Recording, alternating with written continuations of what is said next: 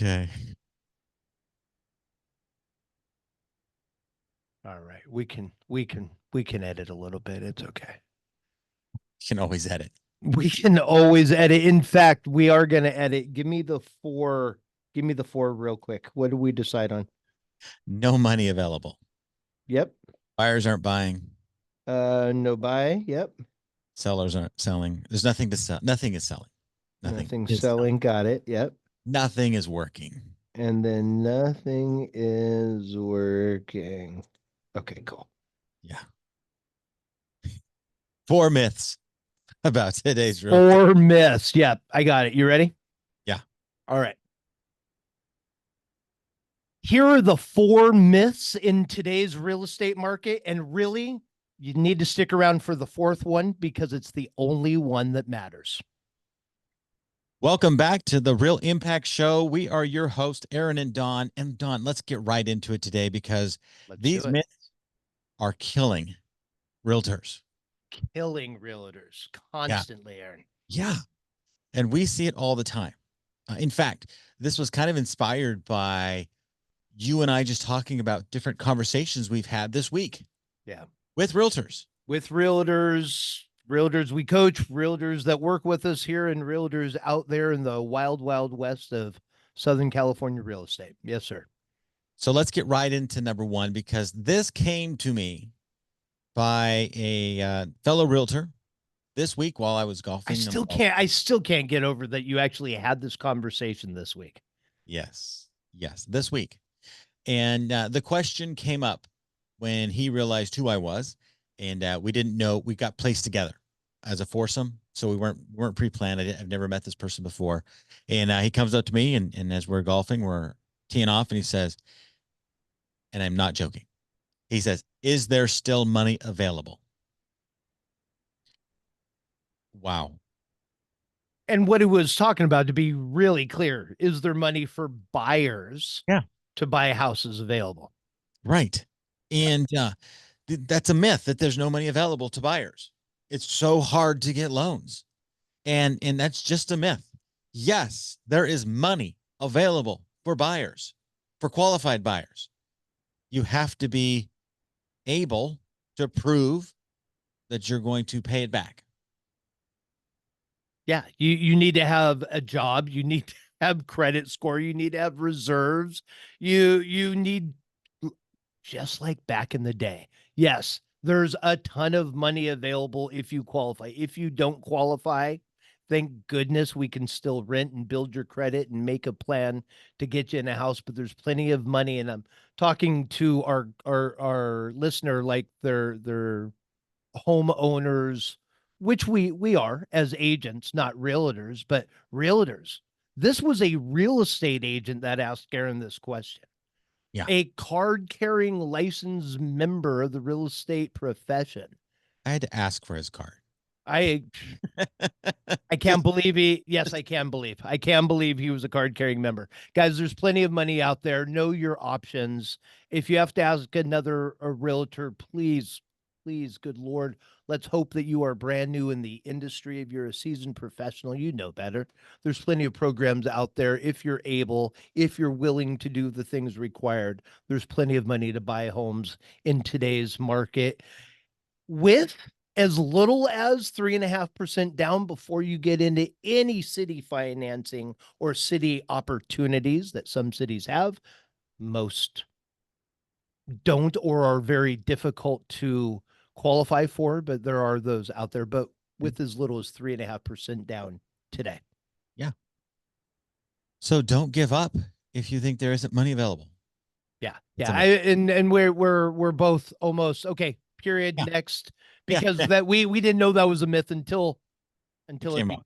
Yeah. came up. Hopefully that's not too many of you. So maybe the question comes up in general conversations with There we clients go. Yeah. as, you know, are people still willing to get loans at this interest rate? Because that's a myth I hear all the time from the consumer Right. saying, hey, are there buyers out there buying with these interest rates? And the reality is yes. And for those of you who have owned homes, and if you've worked with clients that bought homes in the 70s and then the 80s and in the early 90s, they will tell you of those days gone by when interest rates were 8, 9, 10, 17%, and how 7% ain't that bad. So, yes, money's available. Yes, buyers are buying at these current interest rates. It is Yes. what it is. Yes. And homes are selling. Yes. Homes are selling. Are they selling? Uh, Because that number that's three. that's number three on the list, but it's number next on the list. Okay. Our next myth is nothing selling. Nothing's selling. Nothing selling. I beg to differ. Things are selling. Things that are priced well in good conditions in the right area are selling with multiple offers still in Southern California. Yeah. Um, we're seeing it in appointments from this week, this weekend. It's happening. I don't know. What did I say? For the last five opportunities we were involved in had multiple offers. That's amazing right now. And I So have a listing that had 3 offers. there you go. And the one our most recent buyer got in, we were the only offer. Yet it was done in 7 days, right? Yeah. From getting on the market. So Yeah. things are definitely still selling. Things are Um, moving. things are sitting longer, more things that are higher price or Mm-hmm. just not flexible with the market. We had another situation where it was an investor flip and they were pushing the envelope with price. And then we took advantage, or the buyer tried to take advantage of the 40 days on market. Looking at the comps, it was pushing the price a little bit, and they were very quick to return a worth in. We're going to be losing money if we sell it at your price. How about this price and terms? And the buyers walked away from it. So there are those situations, like in every market, people trying to push the price above what the market will allow, and they're sitting on the market because of it right now. Things that are priced well in good condition in the right location are still selling fairly quickly. And we know this to be true. All seasoned real estate agents know that there's a price for every home. If it's a dirty, tarnished, really gross home, there's a price for it. It's just really low. Yeah. If it's a beautiful turnkey home, everything's been touched, everything's remodeled, the buyer's not going to have a worry in the world. They're going to pay premium top dollar for that. It is what Right. it is. In a couple of cases, I've seen that um, homes that are kind of midway between the beautiful home and the bad home, not great, but not just average, right? Those homes are right now sitting on the home on the market longer, Yeah. and so you just have to talk to your clients about where the pricing is for their type of home. And you know what? They don't need sugarcoating. Your clients need advice that is good, that is accurate, that is educated. So study the market. Yes, study the market. One of the hacks, this will be a pro tip for anybody listening. For many of you, the softening of the market, right? The longer days on market, maybe the price coming down. We noticed in Orange County, month over month, our prices are starting to level off and come down in many areas. Not every area, but by neighborhood, county by county, Orange County's down month over month. But one of the hacks to help with pricing, so when you go back to your seller after you've been on the market 2 weeks, 4 weeks, 6 weeks, you're talking about pricing. We all start a listing presentation off with a CMA search, Mhm. right? When you're putting your CMA, you do a search in the MLS. These active, these pending, these sold, withdrawn, expired, canceled within these parameters, this many days back, right? Save that. Once you obtain the listing, set that as a saved search and email for your seller to receive weekly updates, not daily, not as they occur, not monthly, weekly, on the activity in the area.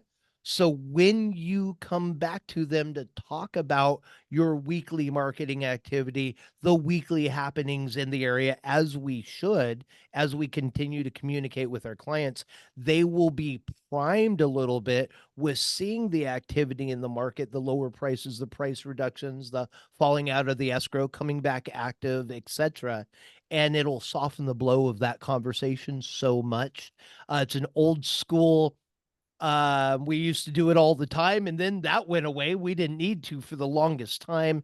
It's a really good hack to put back in the seller communication playbook to keep them in the loop, and it makes it easier on us too. We don't need to create that part of our report. We can go into the showings and the likes and the saves and the hearts and all of that instead.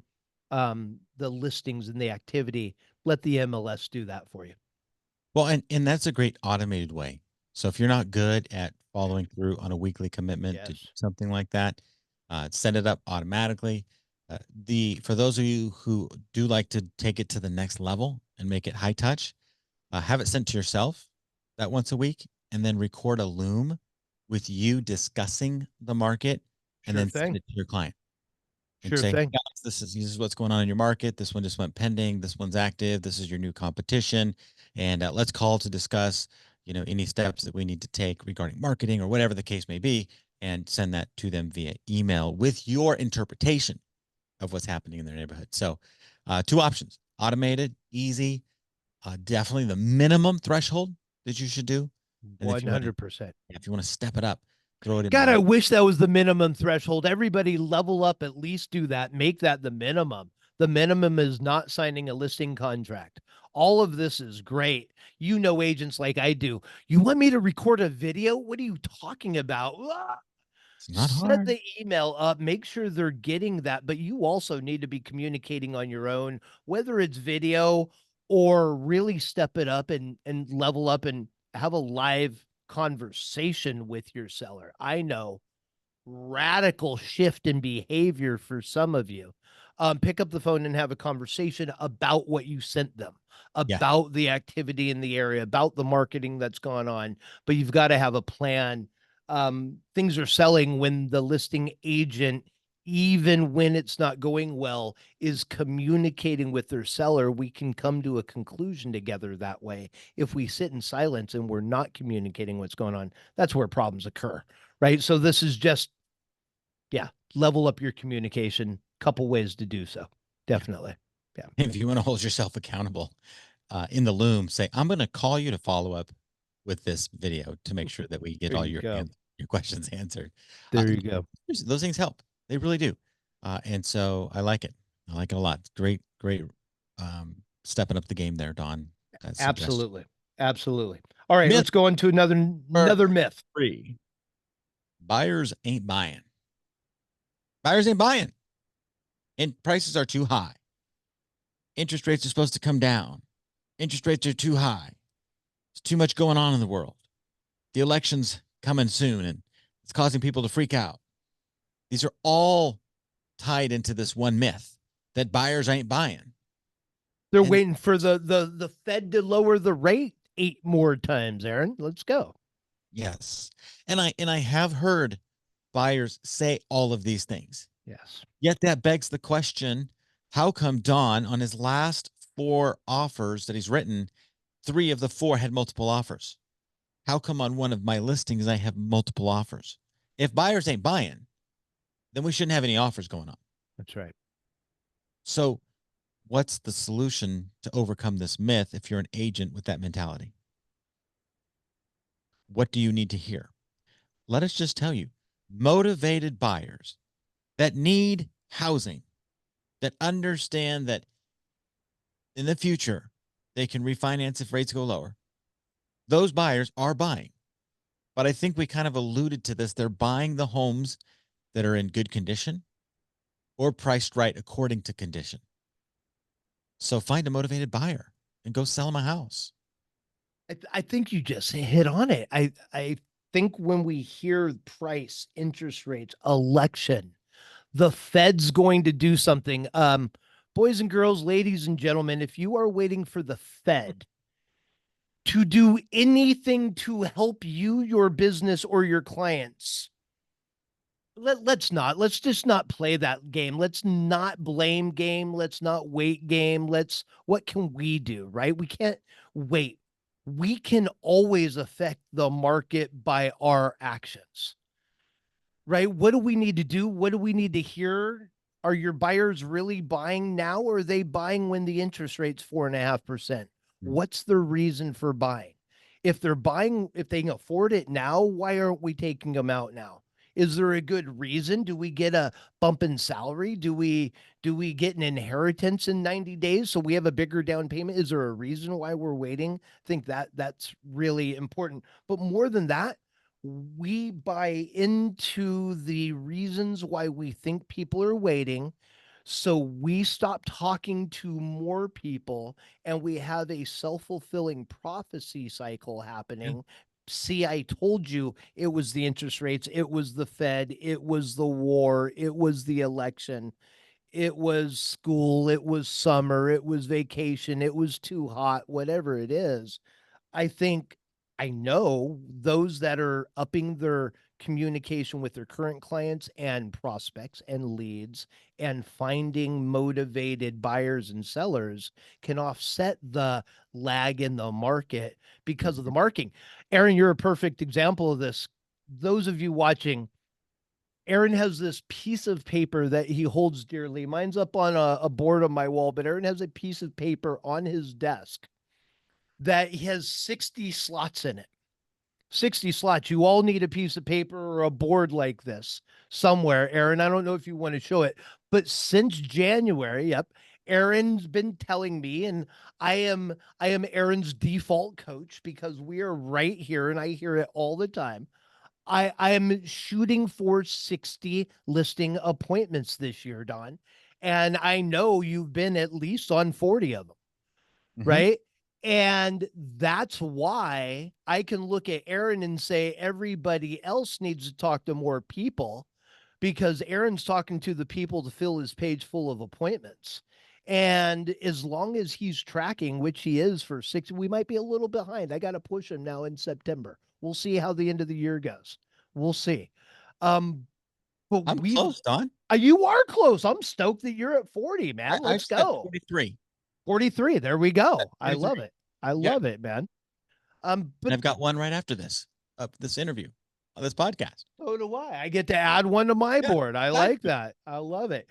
But that's the game, right? We need to keep setting appointments Yeah, regardless of the thing. So are people buying? People are buying. Motivated yes. buyers are buying. The fifth myth or the fourth myth. The It, fourth myth, I myth you, Aaron. myth you too. Yes. The fourth myth is nothing's working in real estate, and that's just a bunch of baloney. Talking to Nothing's people working. always works. Yeah, How nothing's. you get those people to talk to is totally up to you. One of 1,000 ways. Ask Chat GPT, it'll tell you.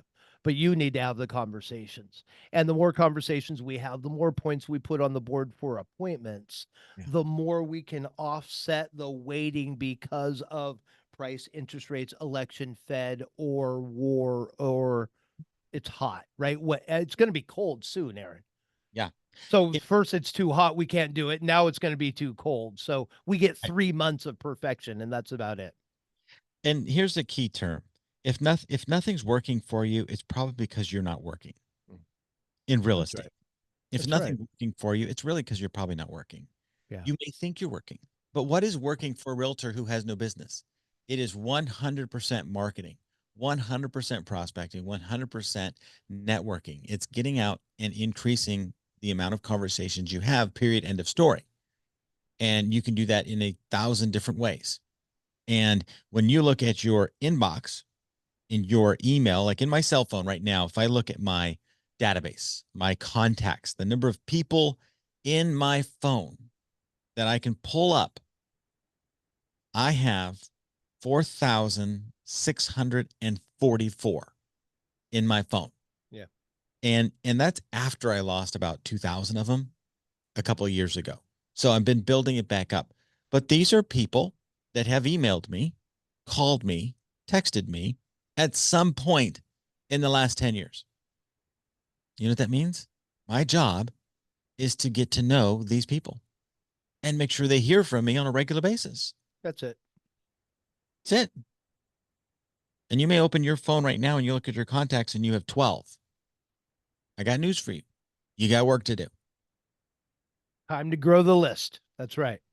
And this whole change in the real estate market, this whole election cycle, it is causing agents not to work. and therefore you're losing momentum, and then your business is going to suffer. I love this time. Why? Because I'm going like 10 times as much on my social media, explaining what's happening, talking about my market, reaching out to people, saying yes to opportunities. Hey, Don, this morning I went and I taught a high school economics class Mm. for a teacher, and the subject was real estate. I am going to get 0 clients from that class, but it helped me refine the words I say, how I explain things at a very understandable level. And I'm with some really smart kids. So they asked a lot of tough questions. Guess what? That makes me better. It allows me to explain to a consumer, a homeowner, a buyer, a seller, really what's happening, what's going on in such a way that's very easy to digest and to understand so that my clients can make an informed decision. So I said yes to this weird opportunity. A, I loved it. I enjoy that kind of thing. But B, it provides me the ability to learn and to grow so that I'm better when I'm in front of face to face clients that are actual decision makers. There's a practice session. That's cool. Yeah. That's cool. You've been So doing that for a while. yeah, but that but now I'm an expert to that teacher's eye. That teacher is an adult making decision person, Yep. right? And so we're afraid in markets like this sometimes as realtors to work hard, to go do new things. Mhm. I just gave that as an example of something new that can be done. Absolutely. Yeah. Absolutely. So work hard.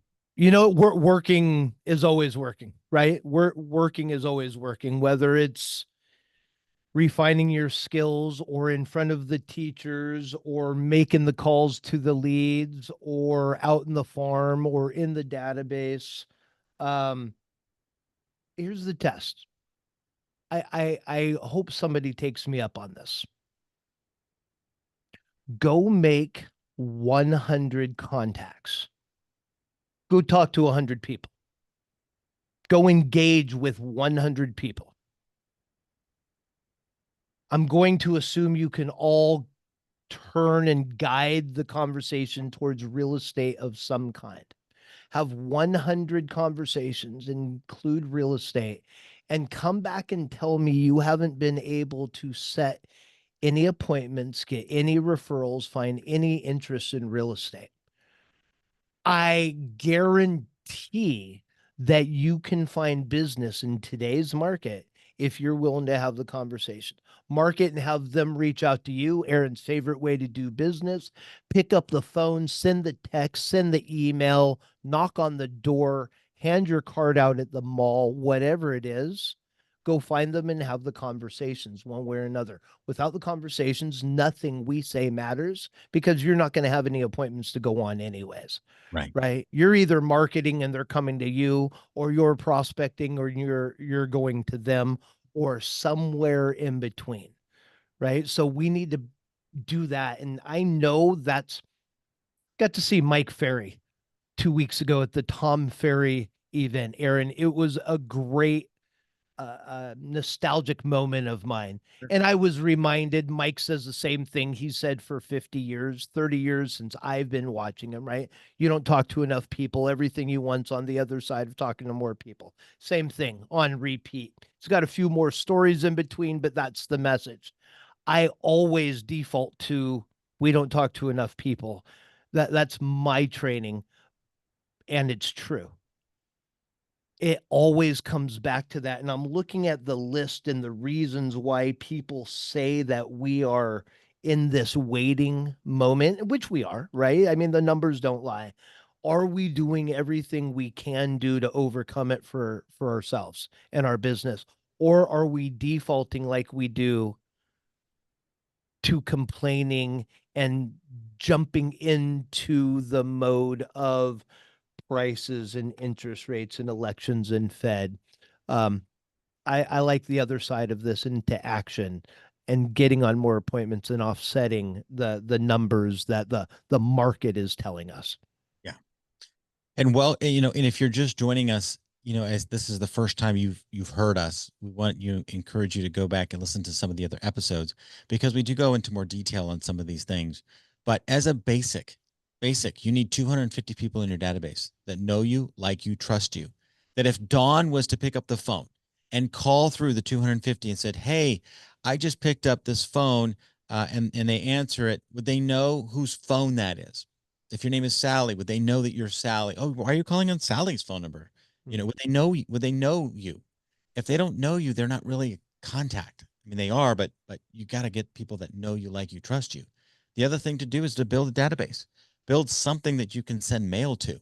Because if you send mailers into their snail mail, they might be sitting at the dinner table looking at it before they throw it away. Like, oh yeah, that's Sally. Okay, great. And so you have to have 250 people that like you, know you, trust you. Put them into an email database and the mailing database. Those three are the minimum. And how do you meet more people? Host open houses. Well, there's so many rules now. Yeah, right. Host an open house. Figure it out. Right. Uh, Go to join networking meetings. Become the local mayor. Meet business owners in your town and support their businesses, and then post about them on your social media. Those kind of things will get you in touch with more people. Add those to your database. You need to be growing your sphere of influence. Yes, yes. 100. If that's not part of this, Aaron, we say it around here all the time. We got into a very, very interesting business, right? If you're not into talking to people, if you're not into figuring out where to go get the conversations, um, it's going to be a long haul in this business. That is the job, right? Yeah. Um, so get creative at having those conversations. Well, and let's say this, because I don't want anybody to be discouraged. Lean into your strengths. I interviewed a person probably 6 years ago, and Don, he told me he didn't like people, Mm. but he loved the internet and he was really good at generating leads. And I said, "That's great. You don't need to talk to people." And he kind of looked at me puzzled, like, "What are you talking about? I'm going to be selling real estate." I says, "No, you don't want to sell real estate, do you?" "Well, no, not really. I just like generating leads." I'm like, "Fantastic. Go build the best website, generate leads, and then sell them to realtors for a referral fee. You can make Absolutely. yeah. And then some Zillow come out of nowhere. I don't know what that, just kidding. It wasn't that guy. But but it was that kind of personality. I'm like, go lean into your strengths.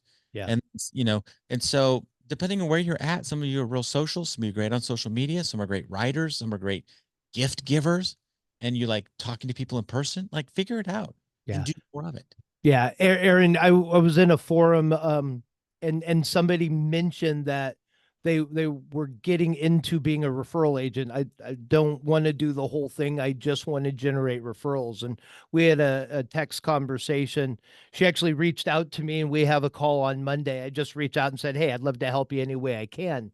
And it doesn't matter, right? It doesn't matter. I mean, maybe you've been in the business 20, 30 years and you have a database of two, three, 400 people, and you're not running and gunning like you used to, but 2 to 3 lunches a week with friends that are probably past clients, from the country club or from the wherever. That part doesn't matter. Go do that. Whatever speaks to you and how you want to build your business, just go do it at the level that's producing the results that are right for you.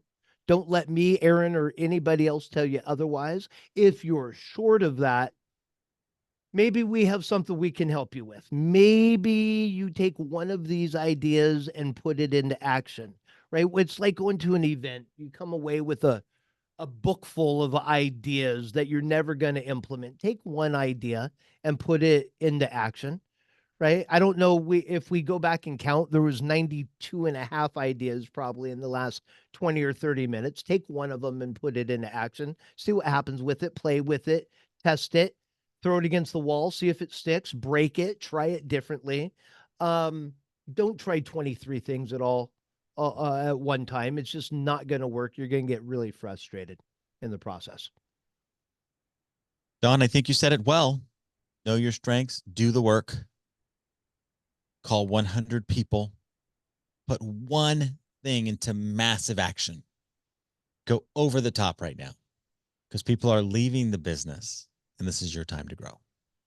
Anything else you want to add here before we go, Mr. DJ? With a smile, Aaron bought 3 lock boxes from exiting realtors at $25 a pop this week. People are leaving the business. There's one of two people around right now, those that are selling the lock boxes and those of us that are buying the lock boxes. Decide who you're going to be and go for it, guys. Now's the time. There's lots of opportunities if you're willing to do the work. Let's Let get me, after it. you know what? I just have to add to this. In that conversation when I purchased the lock boxes, you know what I did? I asked for the business. Hey, you have a database of people that are going to That's still right. and like you and trust you. Would you refer them to me? And with a smile, she says, I have already been doing that. And I'm like, wow, what a blessing. With that, I have a guest I want to bring on our podcast to talk about that, because that is an opportunity for those of you and us buying lock boxes that will have with exiting realtors as a new lead source, either the straight referrals or adopting their database totally. Let's talk about that in upcoming episode for sure. Okay. Sounds great. All right, but you got to come back for that one, guys. Thanks for being here. Go sell lots of houses with integrity, treat your clients well, and we're here to support you every step of the way. God bless. Have a great time. We'll see you soon.